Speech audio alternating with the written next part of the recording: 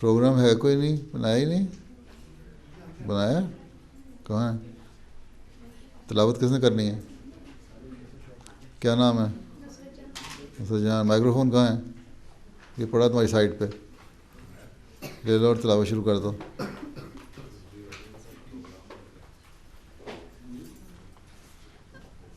اعوذ باللہ من الشیطان الرجیم. بسم اللہ الرحمن الرحیم. وَإِذَا سَأَلَكَ عِبَادِي أَنِّي فَإِنِّي قَرِيبٌ أُجِيبُ دَعْوَةَ الدَّاعِ إِذَا دَعَانِ فَلْيَسْتَجِيبُوا لِي وَلْيُؤْمِنُوا بِي لَعَلَّهُمْ يَرْشُدُونَ.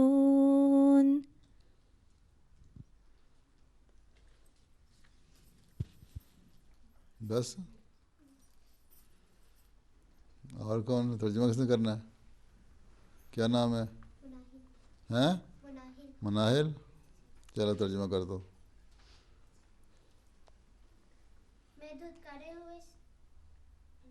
ہاں اور کیا؟ میں دھتکارے ہوئے شیطان کے ڈر سے اللہ تعالیٰ کی پناہ مانگتی ہوں. آ رہی ہے آواز؟ مائکرو فون کام کر رہا ہے؟ ٹھیک ہے ٹھیک ہے. اللہ کے نام کے ساتھ جو بے حد رحم کرنے والا اور بار بار رحم کرنے والا ہے. اور جب میرے بندے تجھ سے میرے متعلق سوال کریں تو یقیناً میں قریب ہوں. میں دعا کرنے والے کی دعا کا جواب دیتا ہوں جب وہ مجھے پکارتا ہے. بس چاہیے کہ وہ بھی میری بات پر لبیک کہیں اور مجھ پر ایمان لائیں تاکہ وہ ہدایت پائیں. سورۃ البقرہ آیت 187. اچھا. اور اگلا کیا ہے؟ اسپینش ترجمہ ہے؟ اسپینش ترجمہ کرنا ہے اس آیت کا کہ نہیں؟ نہیں کرنا؟ اچھا. اردو آ جاتی ساروں کو. پھر کیا حدیث ہے؟ تم نے پڑھنی ہے حدیث؟ کیا نام ہے؟ شافیہ. اچھا پڑھو. مائکرو فون تو لے لو. اللہم صلی علی محمد وعلی آل محمد کما صلیت علی ابراہیم وعلی آل ابراہیم انک حمید مجید. اللہم بارک علی محمد وعلی آل محمد کما بارکت علی ابراہیم وعلی آل ابراہیم انک حمید مجید. ان سلمان الفارسی رضی اللہ عنہ عن النبی صلی اللہ علیہ وسلم قال ان اللہ عزیز کریم یستحیی اذا رفع الرجل الیہ یدیہ ان یردہما صفرا خائبین. ترمذی کتاب الدعوات. اللہم صلی علی محمد وعلی آل محمد کما صلیت علی ابراہیم وعلی آل ابراہیم انک حمید مجید. اللہم بارک علی محمد وعلی آل محمد کما بارکت علی ابراہیم وعلی آل ابراہیم انک حمید مجید. اچھا. ترجمہ کس نے کرنا ہے؟ کیا نام ہے؟ ہیں؟ اقرا؟ عشا. اچھا چلو پھر. بسم اللہ الرحمن الرحیم. حضرت سلمان فارسی رضی اللہ تعالیٰ عنہ بیان کرتے ہیں کہ حضرت صلی اللہ علیہ وآلہ وسلم نے فرمایا اللہ تعالیٰ بڑا حیا والا، بڑا کریم اور سخی ہے. جب بندہ اس کے حضور اپنے دونوں ہاتھ بلند کرتا ہے تو وہ ان کو خالی اور ناکام واپس کرنے سے شرماتا ہے. یعنی صدقے دل سے مانگی ہوئی دعا کو وہ رد نہیں کرتا بلکہ قبول فرماتا ہے. اچھا. اسپینش ترجمہ کرنا ہے کہ نہیں؟ نہیں. تم نے پروگرام بنایا؟ لگتا ہے پروگرام تمہیں سارا یاد ہے. تمہاری امی نے تو نہیں بنایا؟ اچھا. اب کیا کرنا ہے؟ نظم پڑھنی ہے کسی نے کہ قصیدہ پڑھنا ہے؟ کس نے پڑھنی ہے؟ کیا نام ہے؟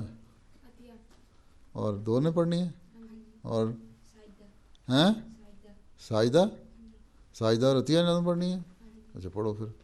پروگرام تو آتے آتے میرا خیال ہے یہ پروگرام ختم ہو جائے گا. بڑی آرگنائز ہے لجنہ آپ کی, بڑی آرگنائز واقفات نو ہے لجنہ کی ٹیم ہے نا, کہ پروگرام بھی نہیں بنایا گیا آپ لوگوں سے.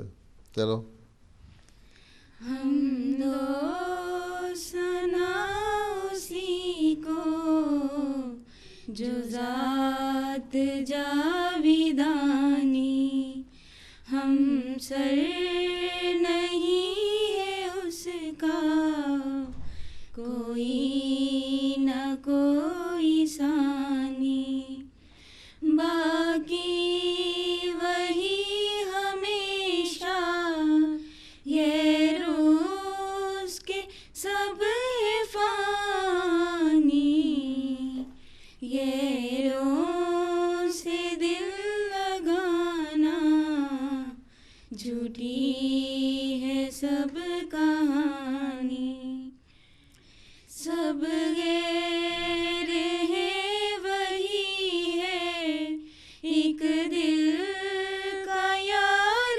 جانی, دل میں میرے یہی ہے سبحان میاں رانی, دل میں میرے یہی ہے سبحان میاں رانی, سب کا وہی سہارا رحمت ہے آشکارا,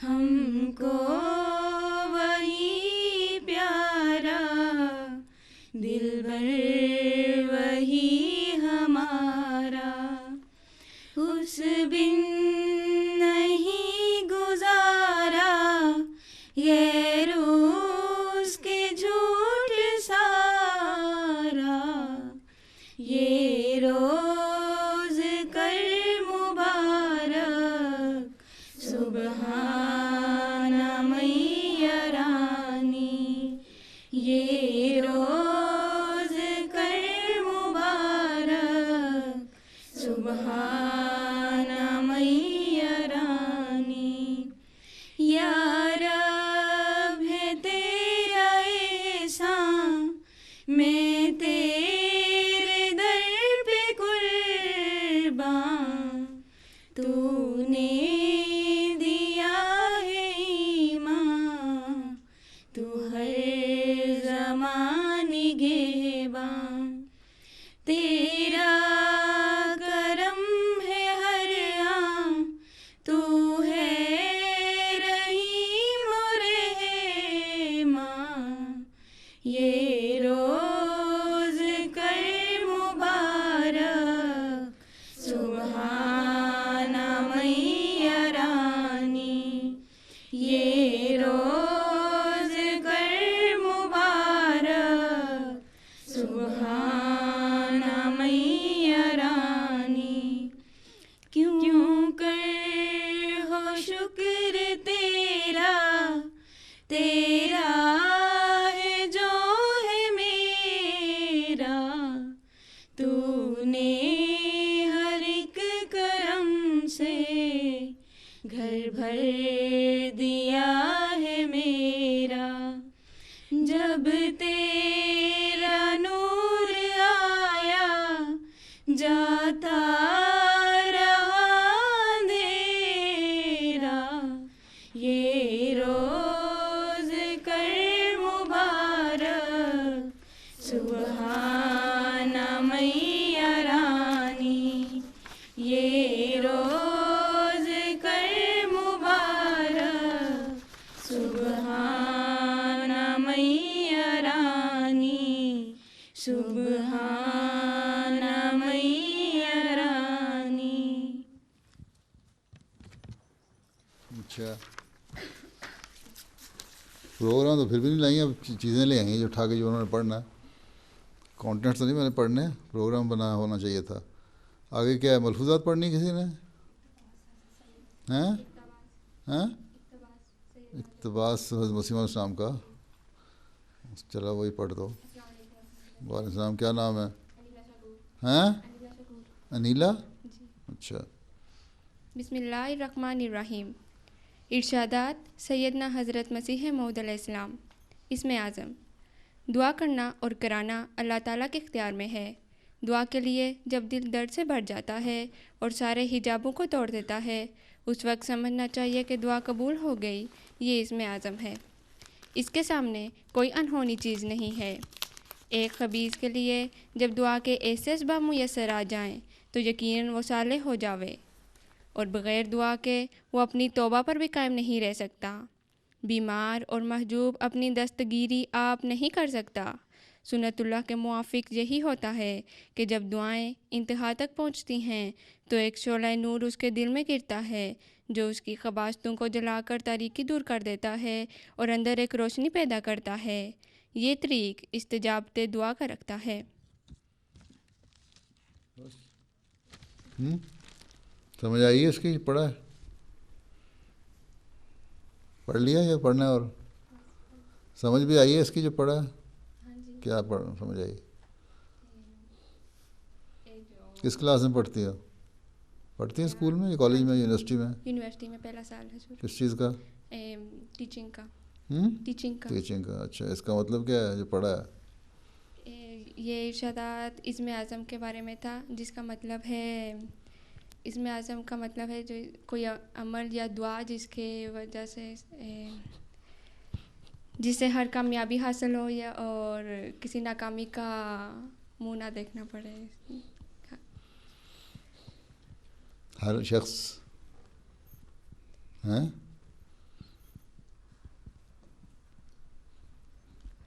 جو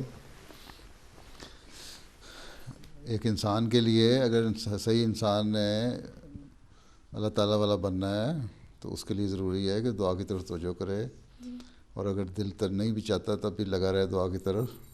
اور پھر ایک ایسا وقت آتا ہے کہ دل میں ایک روشنی پیدا ہوتی ہے اور پھر اللہ تعالیٰ دعاؤں کو سننے لگ جاتا ہے. لیکن مستقل مزاجی سے دعا کرنی چاہیے، مطلب یہ ہے اس کا. سمجھ آئی؟ ہاں جی. پڑھ لیا اور سمجھ آئی کوئی نہیں؟ یہ اگلی لڑکی مجھے لگتا ہے پاکستان سے نئی نہیں آئی ہے. ہاں ہاں، پرانی ہو یہاں؟ تم بھی اس کی بہن ہے؟ ہیں 2 سال ہو گئے تم لوگ آئے ہوئے؟ تو تم اردو اچھی آتی ہوگی، اردو اچھی آتی ہوگی. پھر یہاں کون، یہ یہاں پیدا ہوئی تھی؟ نہیں، میں پاکستان میں. کب آئی تھی یہاں؟ 2000 میں. 2000 میں؟ جی حضور. 13 سال ہو گئے ہیں. ہاں جی. پھر تو بھول جانی چاہیے تھی، ہے نا؟ اس کو شاید آتی ہو بہتر اردو. یہ پروگرام جو بناتے ہیں نا اس طرح بناتے ہیں، ایک صفحے پہ بنا ہوتا ہے پروگرام، کیا کیا ہونا ہے اس کو پروگرام کہتے ہیں. یہ تفصیلات نہیں چاہیے تھی مجھے، وہ تو ان کے پاس بھی موجود ہے. اچھا، اس کے بعد کیا ہے؟ ہیں؟ تو پھر آپ نے پروگرام بنایا ہے؟ یہ آپ کو پتہ نہیں تھا کہ پروگرام بنا کے یہاں سامنے بھی رکھتے ہیں؟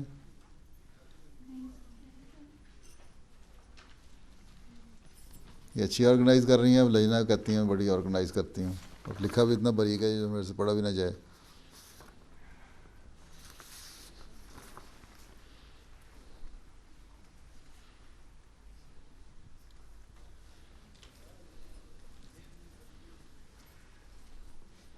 مردوں سے مدد ہی لے لینی تھی کم از کم. اچھا، کس نے تقریر کرنی ہے؟ زنوبیہ؟ ہاں؟ السلام علیکم حضرت. وعلیکم السلام. بسم اللہ الرحمن الرحیم. نبی کریم صلی اللہ علیہ وسلم اور دعا. خدا ایک مخفی خزانہ ہے. اس نے چاہا کہ وہ پہچانا جائے سو اس نے انسان کو پیدا کیا اور اپنی ذات و صفات کا عرفانی سے بخشا. ان صفات میں سے ایک نہایت اہم صفت جو ہستی باری تعالیٰ پر زبردست گواہ ہے، خدا تعالیٰ کا مجیب الدعوات ہونا ہے. وہ خود اپنی ہستی کا ثبوت دیتے ہوئے فرماتا ہے کہ وہ کون ہے جو لاچار کی دعائیں سنتا اور اس کی مصیبت دور کرتا ہے. کیا خدا کے سوا کوئی اور معبود ہے؟ اسی طرح فرماتا ہے کہ میں ہوں جو ہر پکارنے والے کی پکار سنتا اور اس کا جواب دیتا ہوں، شرط یہ ہے کہ دعائیں کرنے والے کامل ایمان کے ساتھ میرے حکم قبول کریں۔ دراصل قبولیت دعا کا یہی فلسفہ ہے کہ جتنا کوئی خدا کی باتیں مانتا ہے اسی قدر اس کی سنی اور مانی جاتی ہے۔ 1,24,000 نبیوں کی زندگی گواہ ہے کہ ان کا ایک ایک لمحہ دعا کے سہارے گزرا اور تب ہی وہ کامیاب و کامران ہوئے۔ انبیاء کرام کے اس عظیم گروہ میں ایک وہ مرد میدان بھی ہے جس نے اپنے رب کریم کی اطاعت میں اپنا وجود ایسا مٹایا کہ خدا کی رضا اس کی رضا بن گئی۔ وہی جس نے یہ نعرہ بلند کیا کہ میری نمازیں اور میری قربانیاں، میرا جینا اور میرا مرنا سب اس اللہ کے لیے ہے جو تمام جہانوں کا رب ہے۔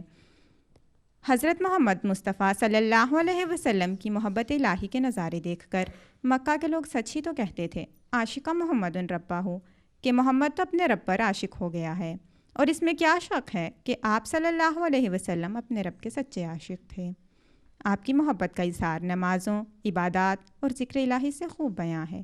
محبت الہی کا یہ حال تھا کہ حضرت داؤد علیہ السلام ان کی یہ دعا بڑے شوق سے اپنی دعاؤں میں شامل کرتے تھے کہ اے اللہ، میں تجھ سے تیری محبت مانگتا ہوں اور اس کی محبت بھی جو تجھے محبت کرتا ہے۔ میں تجھ سے ایسے عمل کی توفیق مانگتا ہوں جو مجھے تیری محبت تک پہنچا دے۔ اے اللہ، اپنی اتنی محبت میرے دل میں ڈال دے جو میری ذات، میرے مال، میرے اہل اور ٹھنڈے شیریں پانی سے بھی زیادہ ہو۔ مگر محبت الہی کی جو دعا آپ صلی اللہ علیہ وآلہ وسلم نے سکھائی وہ حضرت داؤد علیہ السلام کی دعا سے کہیں جامع اور بلیغ ہے۔ آپ صلی اللہ علیہ وآلہ وسلم اپنے مولا کے حضور عرض کرتے، اے اللہ، مجھے اپنی محبت عطا کر اور اس کی محبت جس کی محبت مجھے تیرے حضور فائدہ بخشے۔ اے اللہ، میری دل پسند چیزیں جو تو مجھے عطا کرے ان کو اپنی محبوب چیزوں کے لیے قوت کا ذریعہ بنا دے، اور میری وہ پیاری چیزیں جو تو مجھ سے علیحدہ کر دے ان کے بدلے اپنی پسندیدہ چیزیں مجھے عطا فرما دے۔ حقیقت یہ ہے کہ دعا کا عرفان اور اس پر سچا ایمان ہمارے سید و مولا حضرت محمد مصطفیٰ صلی اللہ علیہ وسلم نے پیدا کیا۔ آپ نے ہمیں سکھایا کہ جوتے کا تسمہ بھی مانگنا ہو تو اپنے رب سے مانگو۔ آپ کا تو لمحہ لمحہ دعا تھا۔ یہ آپ صلی اللہ علیہ وسلم کی دعائیں ہی تھیں جنہوں نے سرزمین عرب کی کایا پلٹ دی۔ جب کوئی دعا بارگاہ الہی میں قبولیت کا درجہ پاتی یا کوئی نیک کام انجام کو پہنچتا تو کسی فخر کے بجائے اللہ کی حمد بجا لاتے اور کہتے، تمام تعریف اس خدا کی ہے جس کے جلال و عظمت سے ہی نیک کام انجام کو پہنچتے ہیں۔ کوئی خوشی کی خبر آتی تو فوراً خدا کے حضور سجدہ میں گر جاتے اور سجدہ تشکر بجا لاتے۔ ہمارے پیارے آقا و مولا حضرت محمد مصطفیٰ صلی اللہ علیہ وسلم فرمایا کرتے تھے کہ ہر نبی کو ایک خاص دعا کی قبولیت کا وعدہ ہوتا ہے، اور میں نے وہ دعا اپنی امت کے لیے محفوظ کر رکھی ہے جو روز قیامت اپنے رب سے مانگوں گا۔ ہزاروں ہزار درود ہوں اس محسن عظیم پر جنہیں اپنی امت کا اس قدر درد تھا۔ اللہم صلی علی محمد و آل محمد و بارک وسلم انکا حمید مجید۔ اچھا جی، اب قصیدہ ہے۔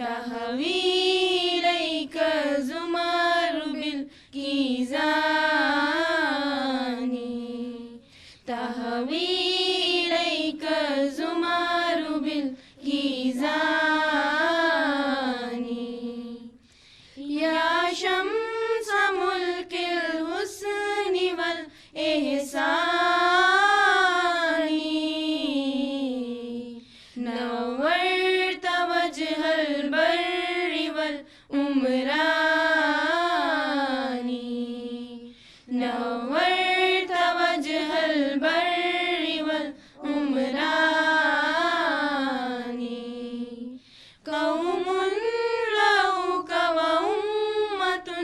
قد أخبرا من ذلك البدر الذي أسباني من ذلك البدر الذي أسباني يا رب صل على نبيك دائما في هذه الدنيا وبعث إنساني. اچھا جی، presentation with pictures and Ahmadiyyat in Spain. Umaira Khala, Qurratul Ain, Zainab. بسم اللہ الرحمن الرحیم. اسپین میں اسلام احمدیت کا نفوذ. اسپین جنوبی یورپ کا سب سے بڑا جزیرہ نما ملک ہے جسے آئیبریا، ہسپانیہ اور اندلس کے نام دیے جاتے رہے ہیں. 711 عیسوی میں طارق بن زیاد کے ہاتھوں عیسائی بادشاہ راڈرک کی شکست کے بعد یہاں اسلامی حکومت قائم ہوئی. جب مسلمان اس ملک میں آئے تو انہوں نے یہاں آ کر عدل و انصاف کو قائم کیا، بڑی عالی شان اور خوبصورت عمارات تعمیر کیں، بڑے بڑے شفا خانے بنائے، یونیورسٹیاں بنائی گئیں. اسپین مدت تک علم و تمدن کا گہوارہ رہا اور یورپ کے لوگ یہاں علم سیکھنے کے لیے آتے تھے. یہاں کے ڈاکٹرز، فلاسفرز اور رائٹرز، حیات دان وغیرہ مشہور تھے. 700 سال تک مسلمانوں نے بڑی شان و شوکت کے ساتھ یہاں حکومت کی. مسلمانوں کے تفرقہ اور نفاق کے نتیجہ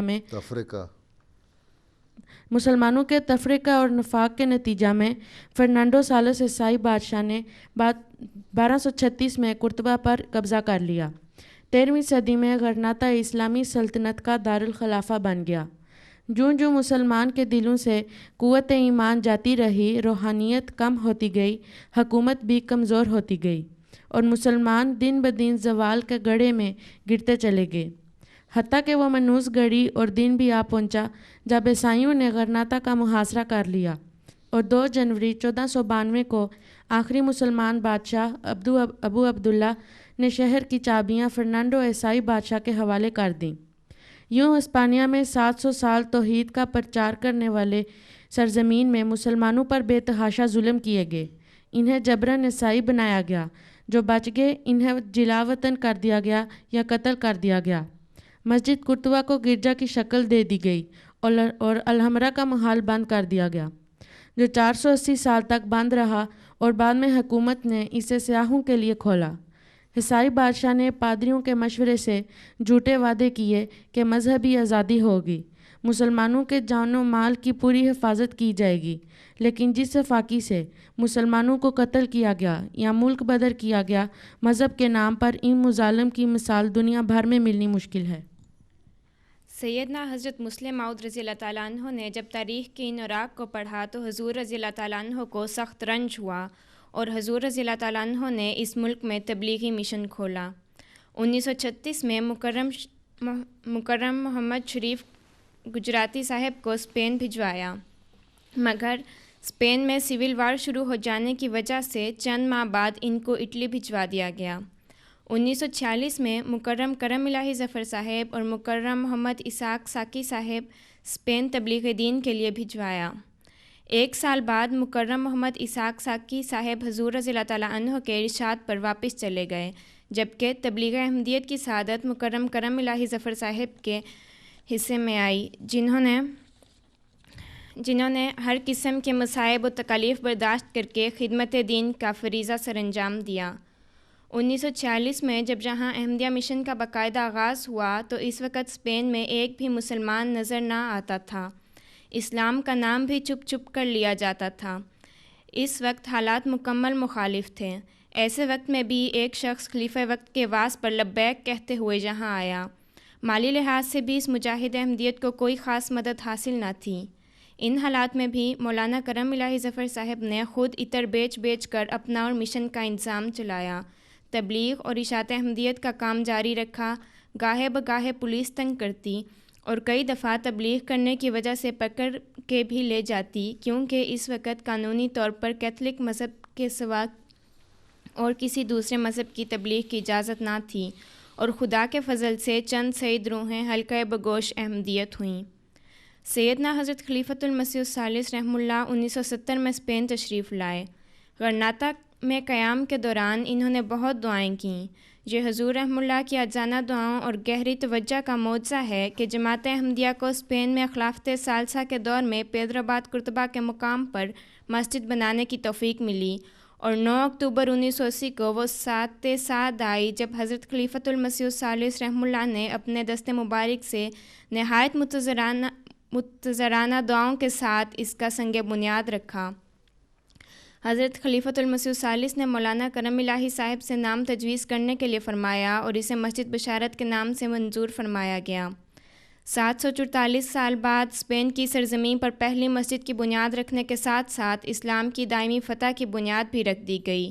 یہ تاریخ اسلام اور تاریخ دنیا کا بھی خاص واقعہ تھا۔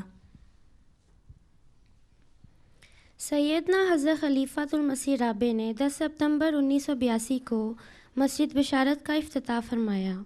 6 ستمبر کو حضور رحمہ اللہ تعالیٰ مالاگا پہنچتے ہی غرناطہ تشریف لے گئے۔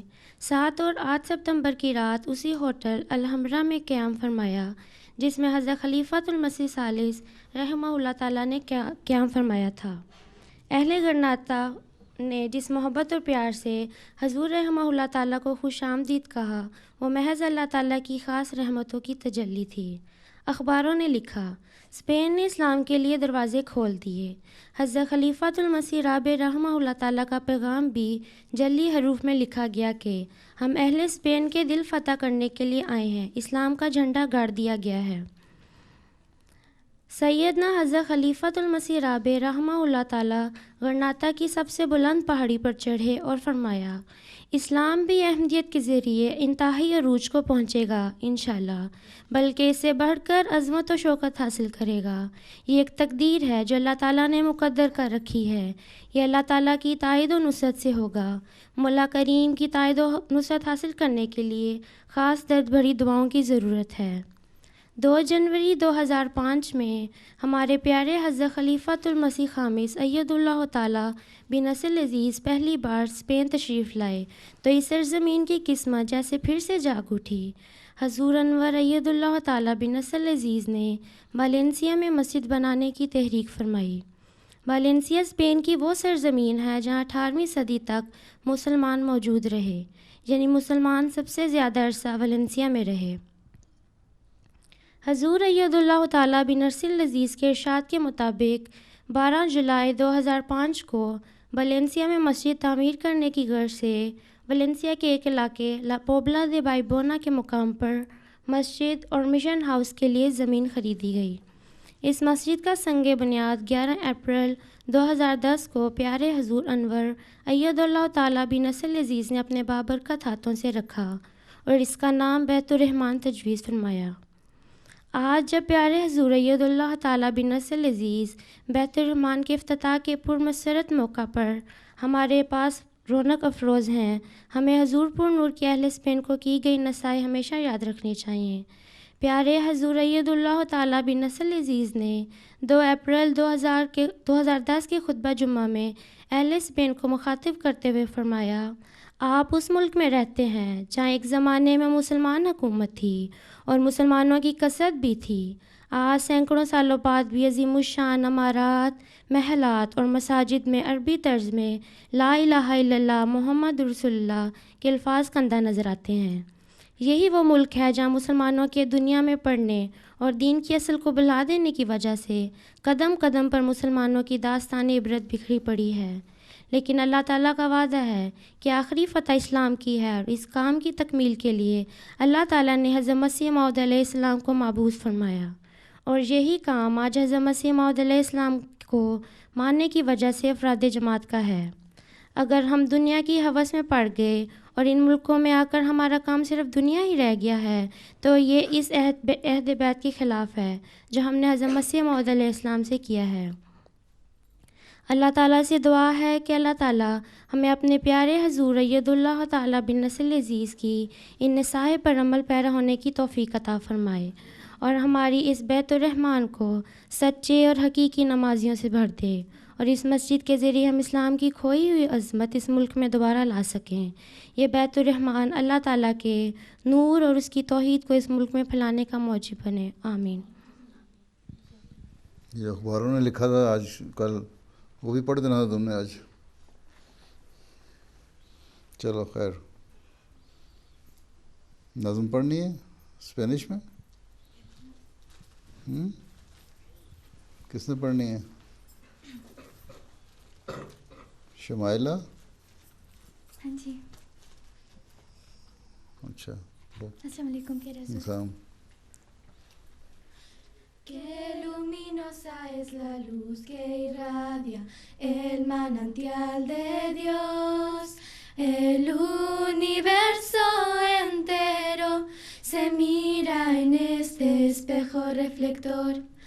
Al contemplar la luna anoche, honda angustia me invadió, viendo en ella señales de la belleza de mi Señor. Qué maravilla, amado mío, es tu poder de creación. Cada senda que observamos lleva a tu dirección. Mi corazón late y se agita ante tanta fascinación, que de los turcos o tártaros no se me haga mención. Qué maravilla, amado mío, es tu poder de creación. Cada senda que observamos lleva a tu dirección. Destellos de tu gloria atestigua el astro sol. Cada estrella que reluce centella en tu honor. Qué maravilla, amado mío, es tu poder de creación. Cada senda que observamos lleva a tu dirección. Cada senda que observamos lleva a tu dirección. Lleva a tu dirección. Cada senda que observamos lleva a tu dirección. ترجمہ ہے نظم کا؟ Translation ہے؟ ہاں جی۔ کس کا در ظاہر ہے؟ نور نبدہ الانوار کا؟ اچھا، آخر میں کیا پڑھا تم نے جو دہرایا تھا آخری لائن؟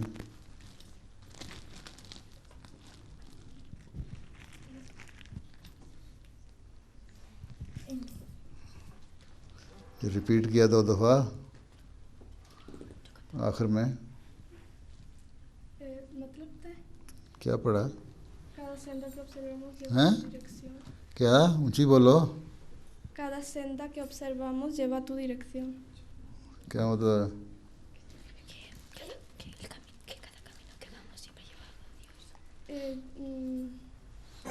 جو جہاں بھی ہم جاتے ہیں وہ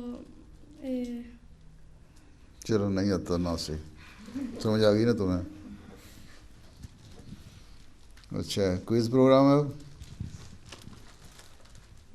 کیا کرنا ہے کوئز؟ کس نے کرنا ہے؟ بنایا ہو کسی نے سوال؟ کس نے کرنا ہے سوال؟ ہیں؟ وہ تو میرے پاس پڑا ہوا ہے، یہاں لڑکیوں نے نہیں پوچھنا آپس میں، یہ مجھے پتہ نظر آ رہا ہے مجھے۔ ہیں؟ کس نے پوچھنا ہے؟ میں نے پوچھنا ہے؟ انہوں نے پوچھنا ہے؟ میں نے پوچھنا ہے؟ اچھا، اسپین کو کس نے فتح کیا تھا؟ چھوٹا سا سوال ہے، تم بتاؤ۔ مائکرو فون لو۔ طارق بن زیاد۔ اچھا، اسپین مسلمانوں نے کب فتح کیا تھا؟ تم بتاؤ۔ 711 کو۔ کیا 711؟ 711 کیا؟ سن، عیسوی۔ اچھا، اور اسپین میں مسلمانوں نے کتنے سال حکومت کی؟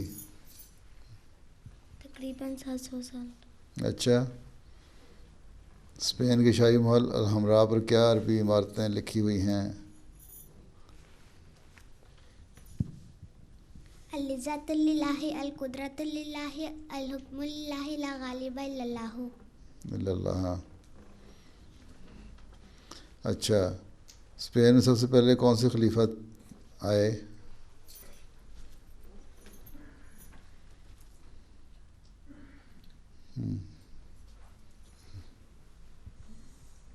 हज़रत खलीफतुल मसीह सालिस रहमहुल्लाह। सालिस। अच्छा, मस्जिद बिशारत गेट पर क्या लिखा हुआ है?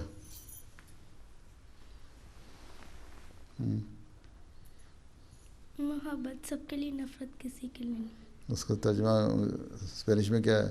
Amor para todo, odio para nadie. amor para todo, todo odio para nadie. odio para Nadie. nadie। अच्छा, चलो। और स्पेन में जमात अहमदिया के बाकायदा मिशन का आगाज़ कब हुआ?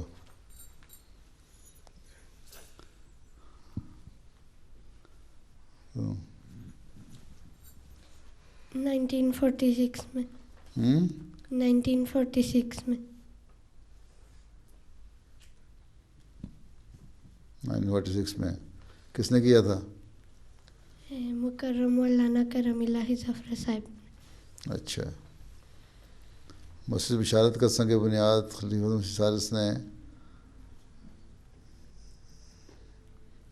कब रखा था?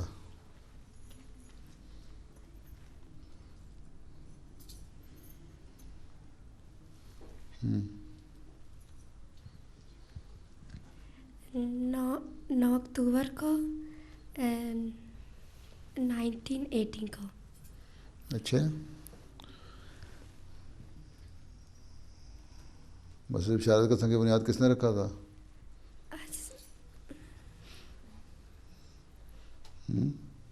तुम्हें नहीं पता?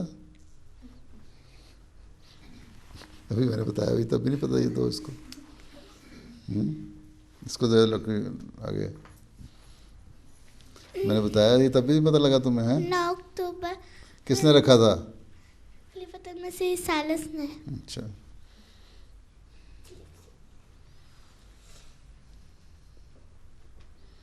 इसका इफ्तिताह कब और किसने किया था?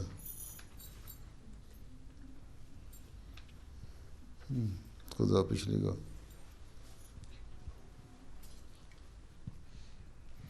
मस्जिद बिशारत का इफ्तिताह। हाँ, ऊंची बोलो।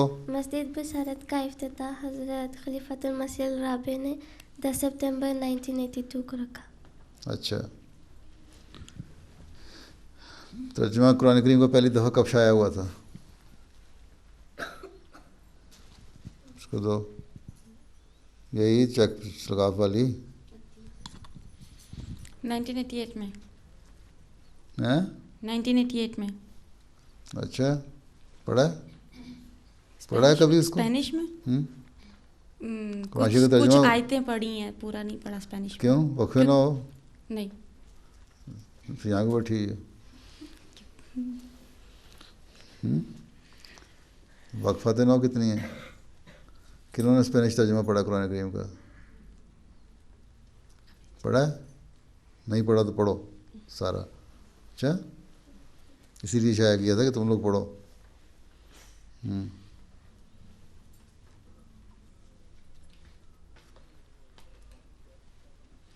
अच्छा, उस पर ये मस्जिद की वलेंसिया जो है, इसका नाम क्या है?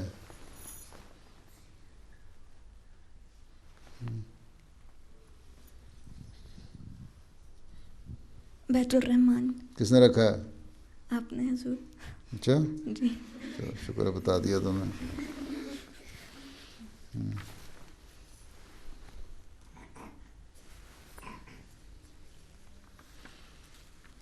अच्छा, कब रखा गया था संग बुनियाद इसका? तुम? हाँ, 11 अप्रैल 2010 में। 2010? दस। अच्छा, किसकी बेटी हो? राना मकसूद अहमद। اچھا، کیا پڑھ رہی ہو؟ میں نے میتھس پڑھنا ہیں؟ میتھس پڑھنا ہے. پڑھنا یونیورسٹی میں؟ ہاں جی. اسکول ختم ہو گیا ہے؟ آخری سال ہے. اچھا ٹھیک، پھر کیا کرنا ہے میتھ پڑھ کے؟ جماعت کی خدمت. خدمت کیا حساب کتاب اکٹھا کرنا ہے؟ نہیں جو ضرور آپ کہیں گے. کیا تو میتھ پڑھ کے پھر ٹیچنگ کرو گی تو پھر تو ٹھیک ہے. ہاں جی انشاءاللہ. اچھا، بیت الرحمان کس جگہ تعمیر ہوئی ہے؟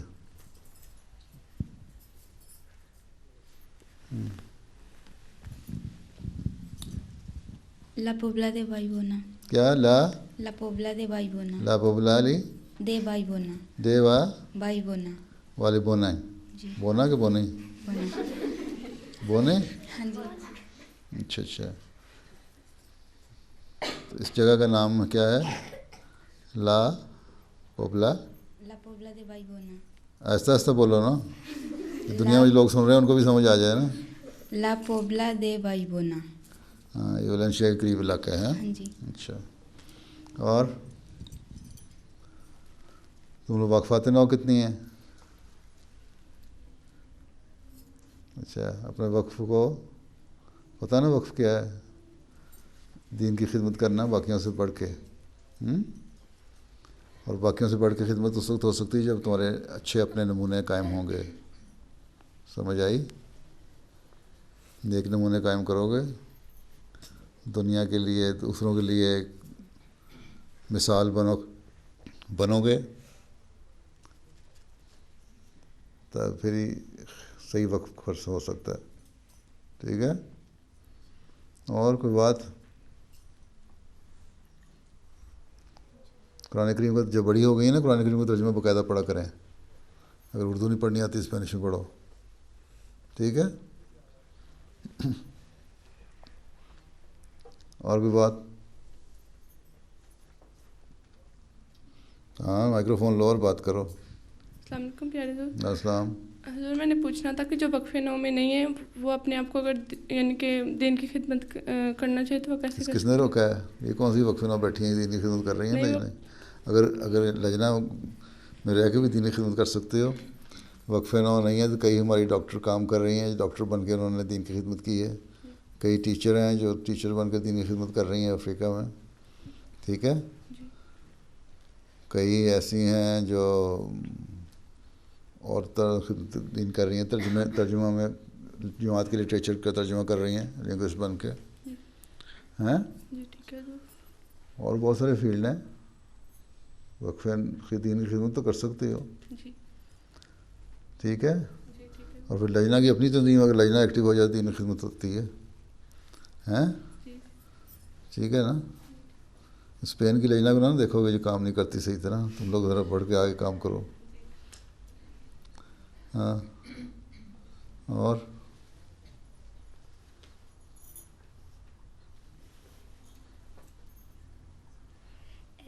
میرا سوال تھا کہ سفر کے دوران آدھی نماز کیوں پڑھی جاتی ہے؟ یہ کہ سفر کے دوران آدھی نماز کیوں پڑھی جاتی ہے؟ کیا نماز؟ آدھی نماز. آدھی نماز قصر کرتے ہیں نماز کو. ہاں، وہ کہتے ہیں قصر کرنا. قصر کرنا. ٹھیک ہے، سفر میں اللہ تعالیٰ فرماتا ہے دین میں آسانی ہے، سختی نہیں ہے. ٹھیک ہے، اسلام کی خوبصورتی ہے یہ کہ آسانی پیدا کرتا ہے. اور سفر میں کیونکہ مختلف حالات ہوتے ہیں، بعض سہولتیں نہیں ہوتی، تنگی بھی ہوتی ہے، اس لیے قصر نماز کی اجازت دی ہے اللہ تعالیٰ نے. اور حضرت صلی اللہ علیہ وسلم نے ہمیں پڑھ کے دکھائی کہ اس طرح سفر میں قصر نماز پڑھا کرو. اگر 14 دن سے 15 دن سے کم کا سفر ہے. ٹھیک ہے، اگر 14 دن سے زیادہ کا ہے تو پھر پوری نماز پڑھو. ٹھیک ہے، لیکن اگر فیصلہ نہ ہو 2 دن 4 دن رہنا ہے، پھر 4 دن رہنا ہے، پھر 5 دن رہنا ہے، تو قصر کرتے جاؤ. زیادہ لمبا عرصہ بھی ہو سکتا ہے. ٹھیک ہے، حضرت مسیح علیہ السلام نے ایک دفعہ تھوڑے دن کر کے رہنا تھا، زیادہ لمبا عرصہ نہیں. کس کا فون بج رہا ہے؟ فون. یہ زیادہ لمبا عرصہ نہیں رہنا تھا، ارادہ تھا 4-5 دن رہنے کا. پھر ارادہ ہوا ہفتہ اور مزید بڑھا دیا، تو نماز قصر کرتے گئے، تقریباً 2 مہینے تک نمازیں قصر ہوتی رہیں اس طرح. اور پھر حضرت صلی اللہ علیہ وسلم سفر پہ جاتے تھے تو نمازیں قصر کرتے تھے. ایک تو جنگ کی حالت میں تو ایسی ہے نماز ہے کہ تو ایک ایک رکعت پڑھ کے پھر پیچھے ہٹ جانے کا بھی حکم ہے تاکہ دشمن حملہ نہ کر سکے. اتنی سہولت بن جاتی ہے. فرض ہے نماز پڑھنی ضرور ہے. یہی فرمایا کہ ایک رکعت ایک گروپ آئے نماز پڑھے، ایک رکعت پیچھے، پھر وہ پیچھے چلا جائے، پھر دوسرا گروپ آ جائے. تو یہ بھی روایتوں میں ملتا ہے کہ آن وسلم ایک دو سفر سے واپس آ رہے تھے تو دور سے مدینے کے گھر نظر آتے تھے، لیکن آپ نے وہیں رک کے کہا کہ نماز یہیں پڑھتے ہیں، اور وہیں نماز پڑھی، باہر اپنا کیمپ لگا کے وہیں، اور وہیں قصر نماز پڑھی. پھر یہ نہیں کہ نظر آ رہا ہے مدینہ تو چلو گھر جا کے پڑھ لیں گے، اس لیے کہ وہاں ہو سکتا تھا وقت پہ نہ پہنچ سکتے ہوں نماز کے، اور کیونکہ سفر کی حالت تھی اس لیے شک نظر بھی آ رہا تھا، لیکن قصر کی. ٹھیک ہے، سمجھ آ گئی؟ اور بہت پچھلی والی کو دے دو. السلام علیکم حضور. میرا سوال ہے کہ مربی کے کیا معنی ہے اور وہ جماعت میں ہماری رہنمائی کس طرح کر سکتے ہیں؟ کہ مربی کے کیا معنی ہے اور ہماری جماعت میں کس طرح رہنمائی کر سکتے ہیں ہماری؟ مربی کی معنی ہے تربیت کرنے والا. ہیں تم بھی بن سکتی ہو جب تم تربیت کرو اپنے بچوں کی. ہر عورت جو اپنے بچوں کی صحیح تربیت کرتی ہے مربی ہوتی ہے اس کی. اور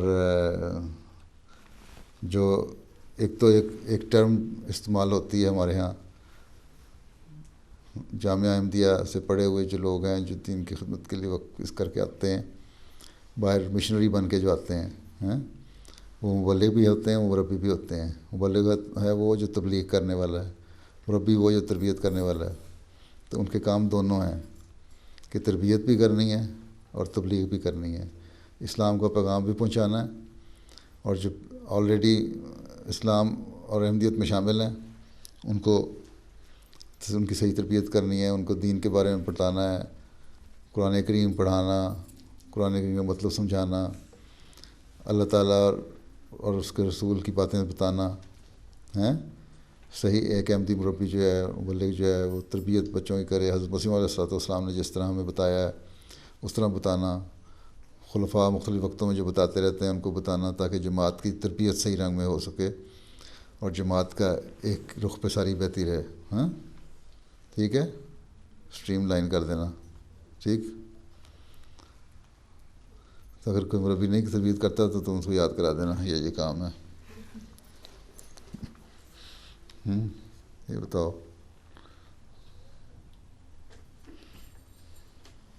السلام علیکم حضور. میرا سوال تھا کہ شوال کے روزے کن دنوں رکھنے چاہیے؟ شوال کے روزے کن دنوں رکھنے چاہیے؟ اونچی بولو. شوال کے روزے کن دنوں رکھنے چاہیے؟ شوال کیا ہوتا ہے؟ جو شوال ایک مہینے کا نام ہے نا. رمضان کے بعد مہینہ آتا ہے، ہاں جی، اس کا نام شوال ہے نا. ٹھیک ہے نا، اس مہینے میں تم رکھ سکتی ہو. ضروری نہیں ہے کہ فوری طور پہ پہلے یکم شوال کو عید ہے تو 2 سے روزے رکھنا ضروری نہیں ہے. 6 روزے اگر رکھ لو ہیں تو اس لگاتار 6 بھی رکھ سکتی ہو، اور اس پورے مہینے میں 6 بھی رکھ سکتی ہو. شوال کے پورے مہینے بھی 6 رکھ لو تب بھی شامل ہو جائیں گے، وہ شمار ہو جاتے ہیں پورے. ہیں ضروری نہیں لگاتار 6 رکھنے، یہ ضروری ہے کہ شوال کے مہینے میں رکھ لیں. پھر آنسر نے فرمایا کہ تمہارے جو 30 روزے رمضان کے، 29 روزے رمضان کے، اور یہ ملا کے تو 360 روزے پورے ہو جائیں گے. پورے سال کو ایک مثال دی ہے کہ اس طرح تمثیلی رنگ میں تم پورے 1 سال کے روزے جشن رکھ لیتی ہو. اسلامی مہینہ جو ہوتا ہے یہ 29 دن کا ہوتا ہے، یہ 30 دن کا. ٹھیک ہے نا، 360 دنوں میں 3 دن کا ہوتا ہے سال. تو 6 روزے شامل کر کے اس میں تو 360 پورے ہو جاتے ہیں. ٹھیک ہے، یعنی کہ ایک روزہ 10 دن کے برابر ہو گیا اگر صحیح طرح روزہ رکھا ہے. شوال کے روزے شوال کے مہینے میں ہی رکھنے چاہیے. یہ ضروری نہیں ہے کہ لگاتار رکھو.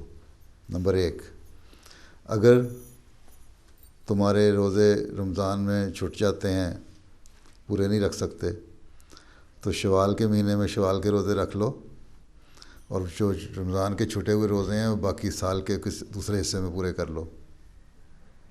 ٹھیک ہے؟ ضروری نہیں ہے کہ پہلے رمضان کے روزے پورے کرنے ہیں پھر وہ پورے کرنے ہیں.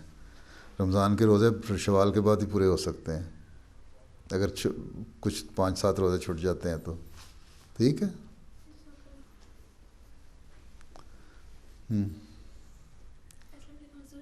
میں نے پوچھنا تھا کہ جب عورتیں باجماعت میں نماز پڑھتی ہیں تو وہ تکبیر کہہ سکتی ہیں؟ باجماعت نماز پڑھتی ہیں، عورت امام ہوگی، اگر عورت امام ہوگی تو تکبیر کہہ کے نماز پڑھو گی.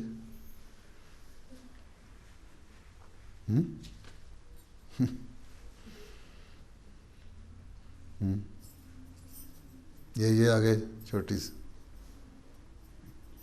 السلام علیکم پیارے حضور، میرا سوال ہے کہ سجدے کے دوران سجدے میں قرآنی آیاتیں یا قرآنی دعائیں کیوں نہیں پڑھ سکتے؟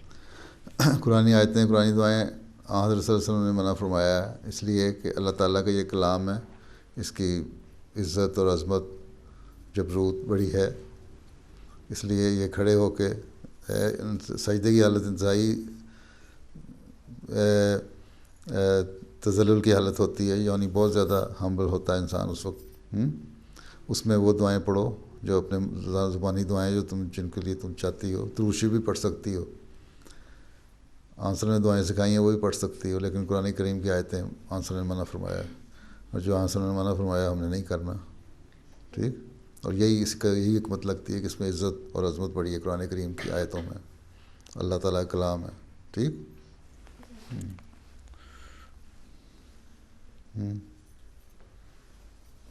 تم ایک سوال کر چکی پہلے؟ نہیں؟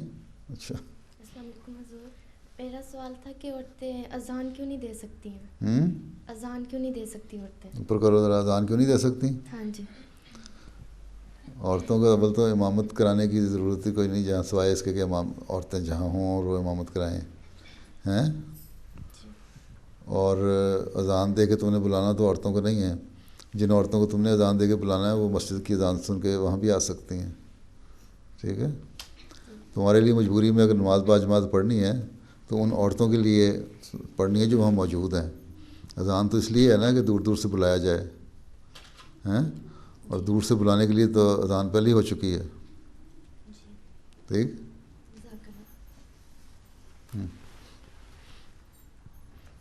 نماز پڑھتے وقت اگر دھیان کہیں اور چلا جائے تو کیا کرنا؟ نماز پڑھتے وقت اگر دھیان کہیں اور چلا جائے تو کیا کرنا چاہیے؟ کیا کرنا چاہیے؟ پھر واپس لے آنا چاہیے وہیں. اگر چلا جاتا ہے نا، تم نماز پڑھ رہی ہو اور تمہارا دھیان چلا گیا کہ میری فلاں سہیلی تھی، اس کے ساتھ میں کل کھیل رہی تھی، اور یہ ہمیں وہاں کھیلتے ہوئے ہوا، لڑائی ہوئی، اسی طرف ڈوب جاؤ، تو واپس آ جاؤ. ہیں؟ ٹھیک ہے؟ استغفار پڑھو اور پھر واپس نماز کی طرف آ جاؤ. ہیں؟ ٹھیک ہے؟ بڑے بڑے لوگ جو ہیں نا ان کے بھی دھیان اور طرف چلے جاتے ہیں، صرف بچوں کے نہیں. تو ایک دفعہ ایک بزرگ تھے، وہ ایک مسجد میں گئے، وہاں امام جو تھا نا نماز پڑھا رہا تھا، اس کے پیچھے نماز پڑھنے لگ گئے. لیکن امام صاحب جو تھے نا وہ کاروباری آدمی تھے، بزنس کرتے تھے، ٹریڈر تھے ہیں. تو نماز پڑھتے ہوئے نا بجائے خاموش نماز تھی، بجائے اس کے کہ دعائیں پڑھے اور یا کھڑا ہوا تو سورہ فاتحہ پڑھ رہا تھا. اس وقت پڑھ تو وہ رہا ہوگا لیکن اس کا دھیان یہ تھا کہ میں یہاں سے اتنا سامان خریدوں گا، ہیں، پھر فلاں شہر دہلی میں جا کے بیچوں گا، ہیں، دہلی سے پھر میں خریدوں گا، اتنا منافع ہوگا، پھر کلکتہ جا کے بیچوں گا، پھر وہاں سے میں جاؤں گا تو سمندر پہ جہاز پہ بیٹھ کے پھر مکے جا کے بیچوں گا، پھر وہاں سے مجھے اتنا منافع ہوگا. ہیں؟ تو بزرگ تو تھے، ان کو اللہ تعالیٰ نے کشفی رنگ میں نا ان پہ ظاہر کر دی امام کی حالت کہ اس طرح نماز پڑھ رہا ہے. تو مکے تک پہنچ کے وہ آگے روس بخارا جانے لگا تھا.